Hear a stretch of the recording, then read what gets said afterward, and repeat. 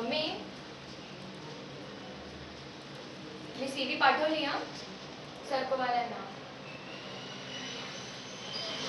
ते लोक नंतर रिप्लाय करतील जॉब भेटलाय का नाही वगैरे.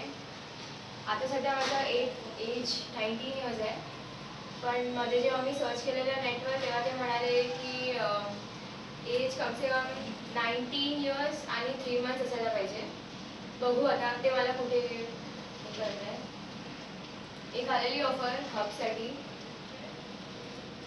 पण मम्मा, मी हे कॉल सेंटरचं काम जास्त दिवस नाही करणार. म्हणजे नेहमीसाठी नाही करणार. म्हणजे मला जॉब करायचा आहे, पण थोडा वेगळा जॉब करायचा मला. म्हणजे मला माहिती आहे तुझी इच्छा आहे की मी AC च्या ऑफिसमध्ये बसावी, मस्त पैसे घ्यावे. पण मला काहीतरी वेगळं करायचं आहे मम्मी. तुला माहिती आहे ना तुला म्हणजे मला किती इच्छा आहे ॲक्टिंगची. मी कॉलेजमध्ये एक शोज करते. आय एम सॉरी, मी रडते आहे, पण एकदा माझं ऐकून घे. मग मला ॲक्टिंगची खूप आवड आहे. मला करायचं आहे.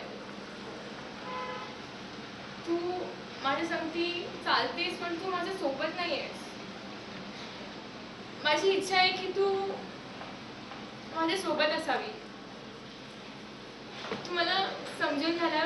मला माहिती आहे तू खूप घाबरतेस की ती मुलगी आहे, तिला काहीतरी होईल, कोण तिला काहीतरी करेल. पण मी माझी खूप इच्छा आहे की मी अभिनय करावा. मला अभिनेत्री व्हायचं आहे मम्मी. मला ॲक्टिंग करायची आहे, कारण मला खूप आवडतं. तुझ्या इच्छेऐवजी मी काहीच नाही करणार. म्हणजे मी आता मेल केलं आहे सरकोला, ते मला कॉल करतील, मग इंटरव्ह्यूसाठी बोलवतील. पण मम्मा,